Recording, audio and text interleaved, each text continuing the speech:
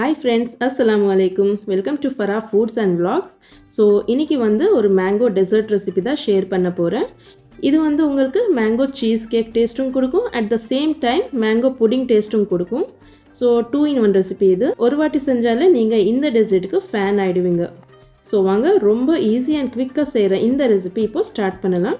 And நீங்கள் first time நம்ம channel visit பண்ணுறீங்கன்னா மறக்காமல் சப்ஸ்கிரைப் பண்ணிக்கோங்க இந்த மாதிரி அமேசிங்கான ரெசிபீஸ்க்காக. ஸோ நான் 3 மேங்கோஸ் எடுத்திருக்கேன். அது பீல் பண்ணி கட் பண்ணி வச்சுக்கலாம். இப்போது ஒரு மிக்சர் ஜாரில் 3 cups ஆஃப் மேங்கோ பீசஸ் நான் ஆட் பண்ணுறேன். கூடவே சேம் கப்பில் 3/4 கப் காய்ச்சி வச்சுருந்த பால் சேர்த்துக்கோங்க. பால் சூடாக இருக்கக்கூடாது, எல்லா இன்க்ரீடியன்ட்ஸ் சில்டாக இருக்கிற மாதிரி பார்த்துக்கோங்க. இப்போ இது ஒரு ஸ்மூத் பேஸ்ட்டாக பிளெண்ட் பண்ணிக்கலாம். பால் நல்லா க்ரீமோடு தான் நான் சேர்த்திருக்கேன். ஸோ பாருங்கள், நமக்கு சூப்பரான மேங்கோ பியூரி ரெடி ஆயிடுச்சு. இதிலேருந்து கொஞ்சமாக பியூரி நம்ம ஒரு பவுலில் எடுத்து வச்சுக்கலாம், அப்புறமா யூஸ் பண்ண போகிறோம் அது. அண்ட் இந்த ரிமைனிங் பியூரியில் க்ரீம் சீஸ் ஆட் பண்ண போகிறோம். இது 180 grams கண்டெய்னர். ஸோ நான் ஃபுல்லாக யூஸ் பண்ண போகிறேன். நீங்கள் கொஞ்சம் கம்மியான குவான்டிட்டியில் செய்கிறீங்கன்னா ஹாஃப் தான் சேர்த்துக்கோங்க. உங்ககிட்ட இந்த க்ரீம் சீஸ் இல்லைன்னா நீங்கள் நார்மல் க்ரீம் இருக்கும் இல்லையா, அமுல் ஃப்ரெஷ் க்ரீம், அது ஒன்று ஃபுல்லாக நீங்கள் சேர்த்துக்கலாம். நெக்ஸ்ட் மலாய் பன்னீர். இது நார்மல் பன்னீர் கிடையாது, மலாய் பன்னீர் இல்லைன்னா காட்டேஜ் சீஸ்ன்னு சொல்லுவோம், சூப்பர் மார்க்கெட்ஸில் கிடைக்கும். இது 200 grams நான் மொத்தமாக சேர்த்துக்கிறேன். And then condensed milk. என்கிட்ட ½ டின் தான் இருக்கேன். ஸோ அந்த ½ டின் ஃபுல்லாக நான் சேர்த்துக்கிறேன். உங்களுக்கு ஸ்வீட்னஸ் அதிகமாக வேணும்னா ஃபுல் டின் சேர்த்துக்கோங்க. கூடவே 1 டீஸ்பூன் ஏலக்காய் பவுடர் சேர்த்து நல்லா பிளெண்ட் பண்ணிக்கோங்க. ஸோ பாருங்கள் எவ்வளோ க்ரீமி அண்ட் ஸ்மூத்தாக பிளெண்ட் ஆகிருக்கு. நீங்கள் வேணும்னா இப்படியே சாப்பிட்லாம், ரொம்ப டேஸ்டியாக இருக்கும். இந்த டைமில் நீங்கள் ஒரு வாட்டி டேஸ்ட் பண்ணி பார்த்துக்கோங்க. ஸ்வீட்னஸ் எனக்கு கொஞ்சம் கம்மியாக தான் தெரிஞ்சுது. ஸோ நான் ஒரு 6 to 7 teaspoons ஆஃப் சுகர் சேர்த்திருக்கேன். ஏன்னா கண்டென்ஸ்டு மில்க் நான் ½ டின் தான் சேர்த்திருந்தேன், அதனால தான். ஸோ ஓகே, நெக்ஸ்ட் இப்போ நம்ம ப்ரெட்டோட எட்ஜஸ் கட் பண்ணிக்கலாம். மில்க் ப்ரெட் எடுத்துக்கோங்க, நல்லா ஃப்ரெஷ்ஷாக இருக்கணும். அதோட எட்ஜஸ் கட் பண்ணி வச்சுக்கோங்க. இந்த எட்ஜஸ் டிஸ்கார்ட் பண்ணாமல் பிரெட் க்ரம்ஸ் மாதிரி கிரைண்ட் பண்ணி வச்சு யூஸ் பண்ணிக்கலாம். இப்போ ஒரு பவுலில் கொஞ்சமாக பால் எடுத்துகிட்டு நம்ம எடுத்து வச்சுருந்த பியூரி ஆட் பண்ணிக்கலாம். இது நல்லா மிக்ஸ் பண்ணிக்கோங்க. ஸோ நல்லா மிக்ஸ் ஆனதுக்கப்புறமா இப்போ நம்ம லேயர்ஸ் அசம்பிள் பண்ணிக்கலாம். ஒரு சர்விங் டிஷ் எடுத்துக்கோங்க.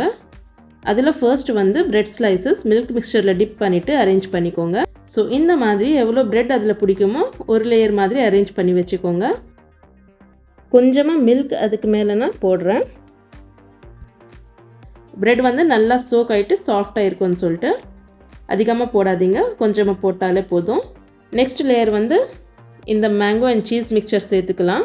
நல்ல ஒரு ஈவன் லேயர் வர மாதிரி சேர்த்துக்கோங்க. ஈவனாக ஸ்ப்ரெட் பண்ணிவிட்டு அதுக்கு மேலே அகெயின் பிரெட் ஸ்லைசஸ் டிப் பண்ணி அரேஞ்ச் பண்ணிக்கோங்க. சேம் ப்ராசஸ் ரிப்பீட் பண்ணுங்கள். இப்போது மேலே கார்னிஷிங்காக நான் குட்டி குட்டியாக கட் பண்ண மேங்கோ சங்க்ஸ் ஆட் பண்ணுறேன். இந்த மாதிரி பார்டரை போட்டு நான் டெக்கரேட் பண்ணுறேன். நீங்கள் உங்களுக்கு அக்கார்டிங்காக எப்படி இருந்தாலும் டெக்கரேட் பண்ணிக்கலாம். பார்டர் இல்லாமல் ரேண்டமாக ஃபுல்லாக மேங்கோ சங்க்ஸ் அப்படியே போட்டுக்கலாம், அது உங்கள் விருப்பம். நடுவில் சாப்ட் நட்ஸ் ஆட் பண்ணுறேன். நிறைய நட்ஸ் ஆட் பண்ணிக்கோங்க. ஸோ அவ்வளோதாங்க, no bake mango cheese cake ready ஆயிடுச்சு. இது இப்போது ஒரு கிளிங் ராப் வச்சு கவர் பண்ணிவிட்டு ரெஃப்ரிஜரேட் பண்ணிக்கோங்க. மினிமம் ஒரு 2 to 3 hours, இல்லைன்னா ஓவர் நைட் வச்சாலும் நல்லா இருக்கும். உங்ககிட்ட டைம் இல்லைன்னா ஒரு 1 hourக்காக ஃப்ரீசரில் வச்சுடுங்க. பட் ரிமெம்பர், ஐஸ் கட்டி ஆகக்கூடாது, நல்லா சில்டாக இருந்தால் இதோட டேஸ்ட் நல்லா இருக்கும். ஸோ என்கிட்ட பியூரி எக்ஸ்ட்ராவாக இருந்துச்சு. ஸோ நான் இன்னொரு டிஷ்ஷில் போட்டு வச்சுட்டேன். ஸோ இப்போ ஆல்மோஸ்ட் 3 hours அப்புறமா எடுத்தேன். நல்லா ஜில்லுன்னு இருக்குது பாருங்கள், பார்க்குறதுக்கு எவ்வளோ கலர்ஃபுல்லாக மவுத் வாட்டரிங் அண்ட் டெம்டிங்காக இருக்குன்னு. சூப்பர் டெலிஷியஸாக இருந்துச்சு. ஸோ இந்த ரெசிபியில் குக்கிங் அண்ட் பேக்கிங் எதுவுமே இருக்காது, ஜஸ்ட் எல்லா இன்க்ரீடியன்ட்ஸ் இருந்தாலே போதும், ரெடி பண்ணிக்கலாம்.